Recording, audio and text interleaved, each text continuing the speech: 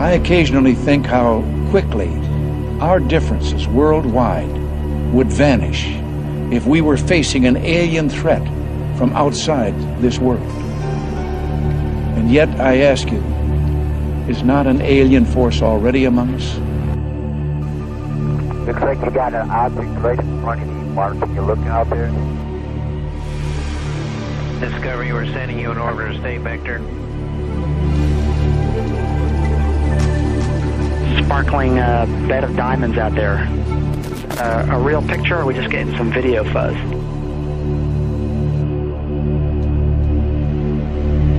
I don't know what it is. That one is really impressive. There are, on the other side of the coin, at least 5 proofs that the objects were not ice particles, therefore spacecraft, and they were either extraterrestrial or terrestrial, obviously.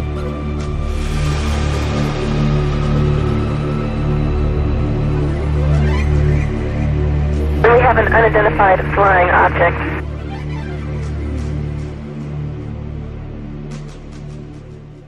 For over 2,000 years, humankind has speculated that it is not alone in the universe.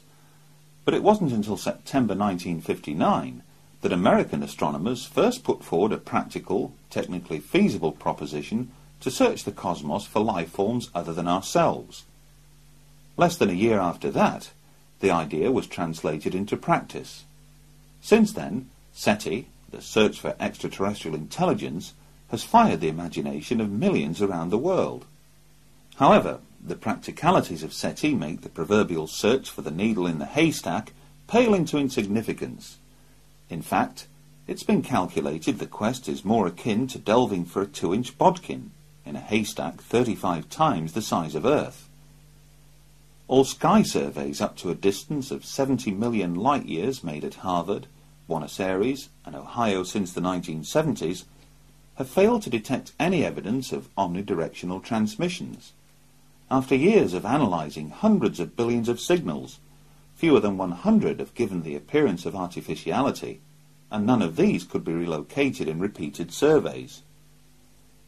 The world of astronomy then remains divided between the true believers, who think they will find evidence of extraterrestrial life in our or other galaxies, and sceptics who regard that, and the work of SETI in particular, as either a diversion from more important things or a gigantic waste of time, resources and money. It's a curious fact, but NASA is forbidden by Congress to seek communications or signals from the very intelligent life-harbouring planet SETI hopes to find. NASA is forbidden, therefore, to spend its time, resources and money on seeking out contact with extraterrestrial intelligence. But what if that extraterrestrial intelligence were to establish contact with NASA, directly or indirectly? What then? And where does NASA and its US Congress stand when it comes to UFOs? Could a small proportion of the residual evidence, gleaned from millions of worldwide UFO observations and case histories, point to an extraterrestrial presence already in our midst? Should claims and statements made by credible professionals and observers be ignored? Should intensive and documented interest shown in the UFO phenomena by every strand of the military and intelligence community be simply tossed aside? Should countless photographs and film footage taken of the phenomenon over the years be looked upon as worthless? Should radar tapes, which have recorded the phenomenon on 400 occasions, be deemed as flawed?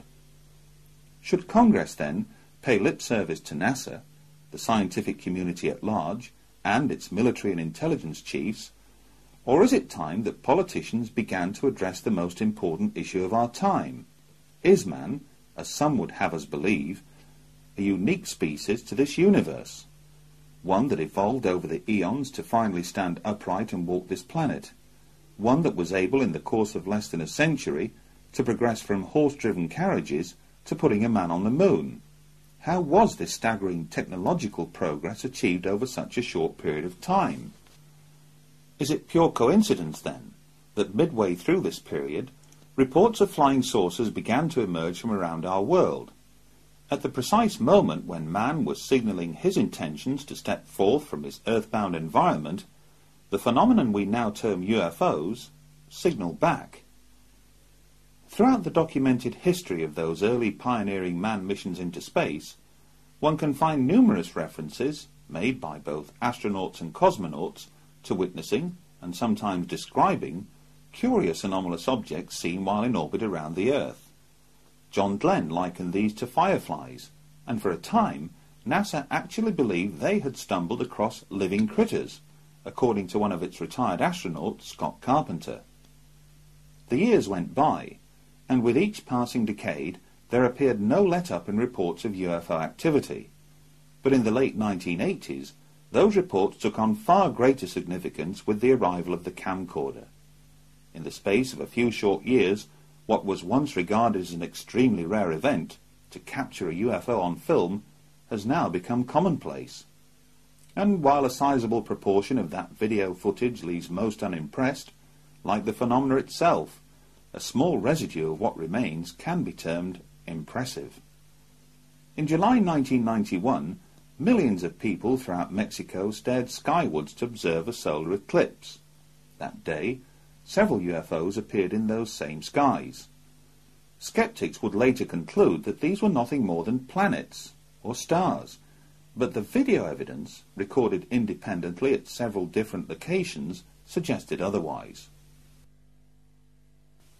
Much has been said, written and claimed as to why more UFOs have emerged from Mexico than any other nation on the planet during the 1990s. Indeed, there are those who would argue that most, if not all, of the 5,000 plus hours of amateur camcorder footage taken of UFOs in the skies above Mexico this past decade alone is nothing to write home about. That the bulk of the footage can easily be explained. That some has been deliberately manufactured, while the rest has captured nothing more than passing aircraft, balloons, meteors, or falling space debris. Dependent on your point of view, the objects depicted in these sequences are either balloons or UFOs. Interestingly, during filming, the camera operators and those closest by never refer to these objects as balloons. Others liken them to spheres, a term first used alongside Foo Fighters when describing anomalous objects seen by Allied pilots operating in the Pacific theatre of World War II. Outside of Mexico, there have been other recorded instances where spheres have been seen and captured on film. Here are two recent examples. These spheres appeared over Stirling, Scotland during the summer of 1998. Local resident Brian McPhee borrowed a camcorder from his cousin after being puzzled by the repeated appearances of these objects high overhead. Some were seen to hover close to and then descend into or through the clouds.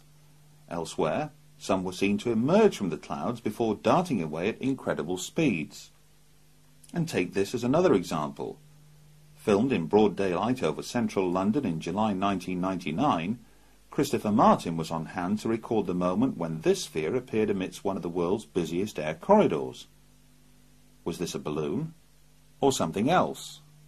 But the term sphere is not just used to describe anomalous objects seen from the ground. Curiously enough, just 2 months after the Mexico eclipse, similar sphere-like objects were recorded by the crew of the Discovery space shuttle. Anomalous objects seen on the STS-48 mission footage, taken on the 15th of September 1991, have been explained away by NASA as nothing more than ice crystals, whose sudden movement was caused by the release of directional jet nozzles from the shuttle itself.